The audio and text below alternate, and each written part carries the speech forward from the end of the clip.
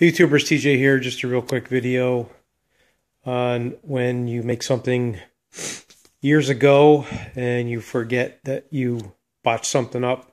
This is my tubing bender. This is a JD Squared tubing bender, and I converted it to hydraulics. Here's the ram, the pump down there. You've seen it before in videos.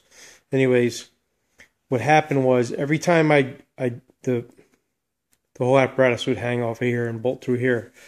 So every time I would go to bend something, my dies would shift, and I would have a tough time taking the main pin out of the dies. So I started taking it apart, and I remembered that I drilled these holes too big. These are supposed to be 5/8 holes. They're actually 1-inch holes. And I also messed up down here when I drilled these holes here. These are the ones that the bolts go through.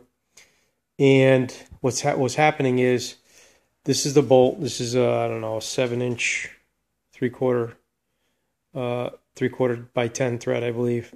And what's happening was the whole apparatus was bolted down, but the hydraulics would actually shift this guy around here, and the dies would move because there was too much.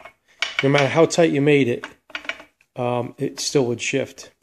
So what I did is I machined a few bushings here, a couple bushings.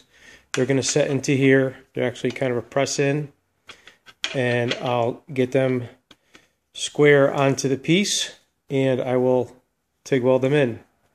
So that makes it so that this guy no longer will shift anymore. So it'll be pretty tight. There's about 5 thousandths clearance on each side of that. I did ream these holes out. They're exactly 750.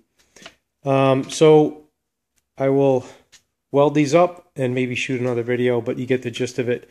I did make these at first, but I didn't like them because they set in and they just didn't suffice what I wanted to do. So I made something more substantial. I found some bigger round stock, but that's how these guys would set in and weld them in. I didn't want to do that. It was just not enough meat. So there's not enough area for that bolt to ride into and give us some strength. Anyways, if you haven't subscribed, please subscribe, and thanks for watching. Please rate and comment as well.